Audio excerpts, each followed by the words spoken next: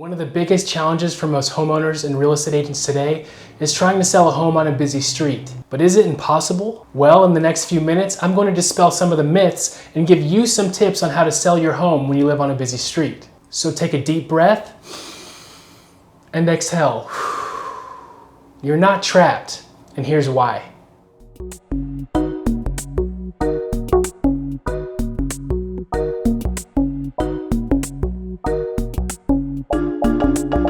If you're new to this channel and you enjoy this positive energy, make sure to use the one-click feature for subscribe in the bottom right hand of this video. While you are at it, don't forget to leave a thumbs up so I know you're enjoying this free content. So it's no surprise that homes on busy roads are harder to sell than those on quiet cul-de-sacs. But why? Well, there's three main factors that add to why a house on a busy road would be less desirable: safety/privacy, pollution, and noise. First, let's focus on safety and privacy. One of the main challenges that will become apparent to a prospective buyer when they're coming to view your home is parking. Is your home easy to pull into and out of when someone's coming and going?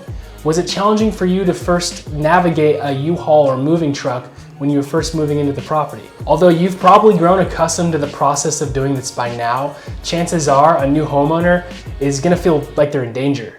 You should really focus on how to alleviate this sense of uncomfort for a new buyer. For starters, when someone's coming to view your property, make sure that you don't have any of your cars in the parking spaces allotted for your house. Also, when you're backing out of your property, do you have any hedges or items that are blocking your view of incoming traffic? If so, make sure to take time to trim those hedges back and alleviate any of the blockages of that traffic. Make sure to talk to your real estate professional about your particular situation and see what your best option is. Second, it's time to address pollution. I personally live on a busy street, and one of the most annoying things that I really despise is finding trash in my yard that is blown in from the street. It's really annoying. We can't control what other people do. All we can do is set up barriers and make things easier for us to clean up. This could look like tall hedges or a fence of some sort. Curb appeal is almost everything when it comes to the home selling process. You want to get people in the front door, and a nice clean yard will speak volumes in comparison to a dirty yard next door. Finally, let's address the noise. As a former musician, I'm no stranger to obnoxiously loud instruments being practiced throughout my entire childhood. You could ask my family, they'll attest to this. Thus, I learned a lot about acoustics, so this topic is really important to me. When thinking of your home, as you can imagine, your brain naturally habituates, meaning it gets used to that sound of white noise as you live in the home over time. A prospective buyer will probably hear the sounds of the road even when you don't hear them anymore. I want to spitfire 10 quick ideas that you could potentially utilize in helping to soundproof your home from the street outside. Number one, as mentioned earlier, a tall fence line or hedges. You're gonna wanna do some research to find out what the best curb appeal for tall hedges and a fence line is gonna look like in your area. In the Pacific Northwest, my favorite is the laurel. It grows out nice and full, it can get really tall, and it kind of gives an imperial kind of feel to the home. Tip number two, updating your windows. A double pane or triple pane window does wonders in controlling sound flow and also maintaining the interior temperature of your house. This is really important as a lot of older homes don't necessarily have these updated windows. Obviously, this can get expensive, but if you can't do all the windows in your house, be sure to focus on the windows nearest to the road first. Tip number three, thick curtains or shutters. If you add some thick curtains or some shutters, you could really dampen that sound coming through those windows while adding a touch of taste and style to your home. Step number four, sealing up small cracks and holes in your house. As you probably know from science in high school, sound flows through an area just like water does. These sound waves can actually travel through miniature cracks and holes and chips that you might have in your house that have naturally came from settling over time. Caulking is going to be your best friend here. Make sure to look really closely at all the entryways of the home, especially the weather stripping in your door frame. Step number five, insulation. As you're most likely aware, all homes have some level of insulation within the walls and ceiling. Older homes might actually have insulation that's outdated and can be updated. Does your home's insulation need an update?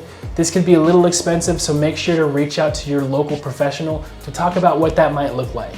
Tip number six, sealing up your chimney. A lot of homes back in the day used to use fire and wood burning stoves to heat their home. We've updated as we've advanced in technology, and we don't need to burn wood for heat anymore. So now these fireplaces are a nice touch and they look really cute, but a lot of times those allow a lot of cold air and sound to come down through the fireplace. Look into your professionals in your area for people that can decommission chimneys appropriately.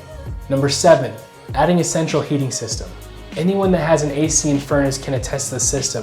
When it turns on and it starts running, there's a nice smooth hum. That hum will actually contribute to doling out the sounds from outside. Pro tip here, during your showings, turn your AC unit on.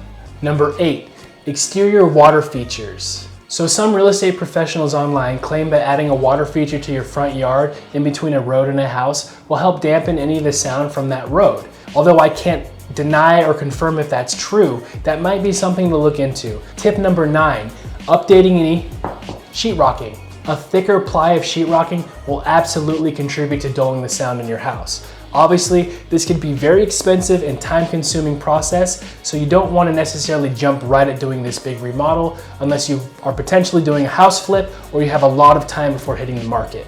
And finally, tip number 10, carpets and rugs. As one of the most affordable options for you, adding a carpet and rug really does wonders to dampening any of that reverberating sound that comes in through the house. You want to be sure that any long, hard surfaces in your house has at least a runner to really capture that sound as it echoes in. Now obviously, this is just a band-aid and it's not going to solve your problem. Getting a little bit of help in controlling the sound could potentially be the difference between selling and sitting on the market for a long time. So these are only a few of the hundreds of different tactics and tips that you can utilize to help you sell your house if it's on a busy street. So out of all of these ideas, what did you find most helpful? Have you sold a house on a busy street and you have a trick that you want to add to the list? Leave it in the comments. As I mentioned before, my name's Chance Jackson, your chance in real estate, and I look forward to seeing you in the next one.